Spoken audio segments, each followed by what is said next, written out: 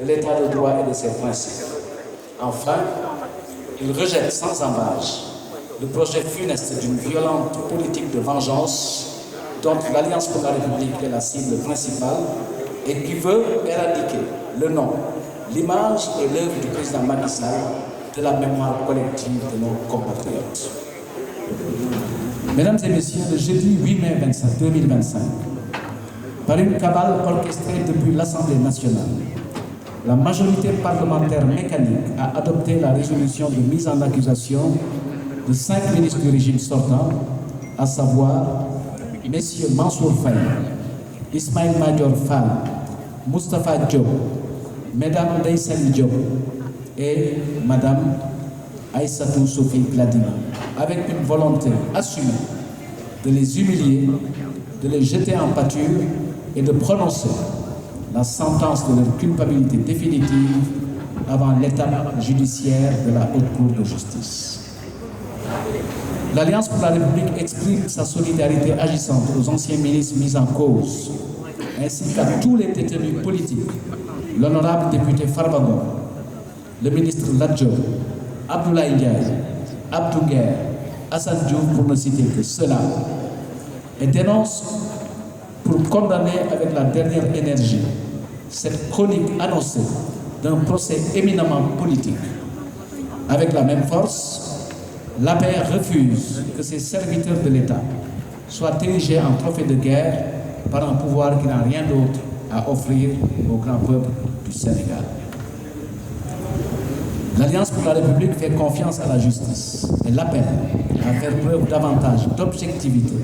de neutralité, d'impartialité afin que le Sénégal reste cet état de droit reconnu de par le monde et que nos compatriotes maintiennent leur confiance en la justice de leur pays parce que celle-ci aura été indépendante et aura rendu sa décision hors toute considération subjective politicienne. À cet égard, nous saluons les décisions de la Cour suprême rendues le 28 mars 2025 relatives à la violation des droits du ministre Mansour Faye, celle du Conseil constitutionnel du 23 avril 2025 sur la prétendue loi interprétative et celle rendue par la Cour de justice de la CEDEAO ce jour, 9 mai 2025, condamnant l'État du Sénégal à payer 5 millions de francs aux détenus politiques Lat Diop. Mesdames et messieurs les journalistes, chers camarades, le Sénégal, modèle de paix sociale, de pluralité politique, de liberté d'expression et de stabilité, aborde un tournant décisif dans sa trajectoire historique. La traque contre les membres du régime sortant sur fond de haine, de rancœur, de terreur et de règlement de compte a incontestablement pour objectif final la décapitation de l'Alliance pour la République avant toute dissolution finale. Cet acharnement maladif, inacceptable du pouvoir, manifeste par sa volonté d'en finir avec les forces du régime sortant en utilisant le populisme, l'insulte, la violence, le mensonge, la manipulation et la diabolisation au risque de se tourner lui-même en dérision, n'a pas échappé à la vigilance et au rejet de nos compatriotes. Mesdames et messieurs les journalistes, le 7 avril 2025, faisant suite à son adresse à la nation du 3 avril, à la veille de la célébration du 65e anniversaire de notre accession à la souveraineté internationale, le président de la République est revenu plus amplement sur l'organisation du dialogue. Par les soins du ministre de l'Intérieur et au travers d'un mode singulier d'invitation, les coalitions invitées en lieu et place des partis légalement constitués et des formulations laconiques de contenu, le président de la République a retenu la date du 28 mai pour l'ouverture du dialogue. La ligne politique générale de notre parti, brillamment tracée par le président Macky Sall, intègre un fait constant dans la trajectoire politique du Sénégal, le dialogue qui, sans l'ombre d'un doute, a fait avancer notre démocratie. Il a réussi à faire du dialogue un levier de régulation politique, sociale et nationale. Il a inscrit désormais le dialogue dans l'agenda du pouvoir d'État. Aussi, depuis qu'il l'a choisi en 2016, la date du 28 mai est retenue comme celle du dialogue au Sénégal. Ainsi,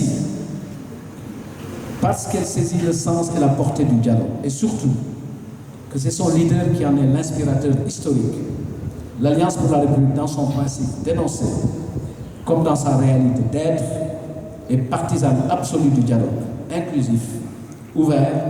libre et qui prend en compte les préoccupations de l'heure. Je voudrais citer la crise économique, le pouvoir d'achat de nos compatriotes, l'emploi, surtout celui des jeunes, la place du Sénégal sur l'échiquier international, le monde rural, pour ne citer que ces enjeux du moment. Mais l'Alliance pour la République ne peut pas et ne participera pas à ce dialogue.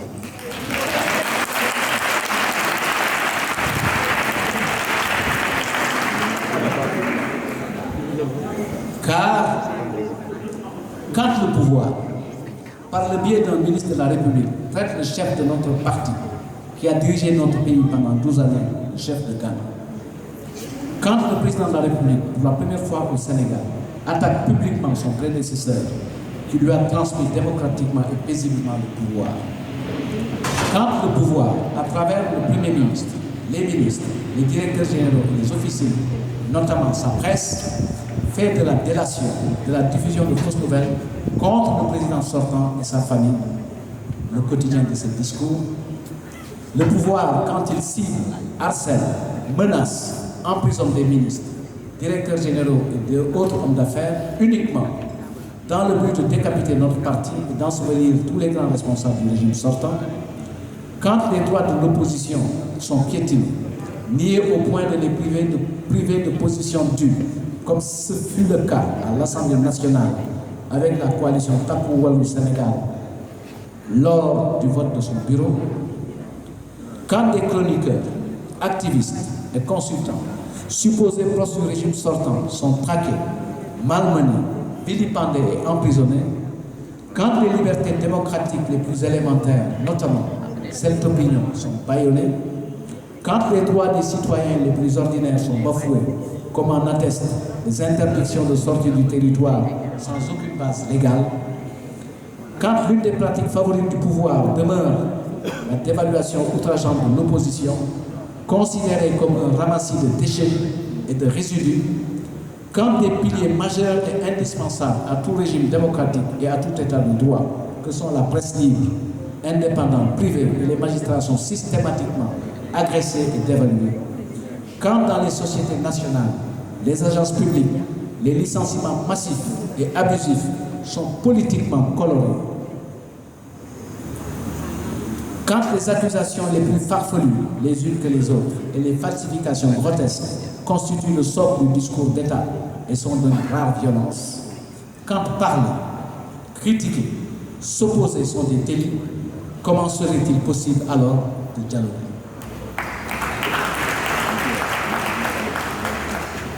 Et c'est le lieu de s'interroger. Ne serait-il pas là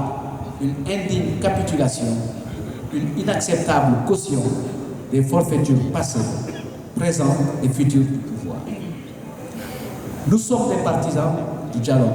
et non d'une rencontre de validation des impostures du pouvoir. Une telle position politique, faudrait-il le rappeler, ne nous éloignera jamais du reste de l'opposition, qui pourrait en toute souveraineté participer au dialogue, car c'est dans le respect des positions autonomes que se fortifie la pluralité politique, qui se nourrit des différences fécondes, celles qui ne brisent pas l'unité, mais plutôt la fortifient. C'est cela la démocratie. C'est ce que sont les principes et valeurs de l'état de droit et de la République. En décidant de ne pas participer au dialogue proposé par le pouvoir, l'Alliance pour la République n'en rappelle pas moins, doublement. Un, son attachement à toute recherche de pacification de l'espace politique et à la paix sociale. 2. En même temps qu'elle réaffirme son positionnement dans l'opposition, elle travaille à l'avènement d'un Sénégal de paix, stable et mobilisé pour le progrès économique et social de son peuple. Merci de votre bien généreuse attention.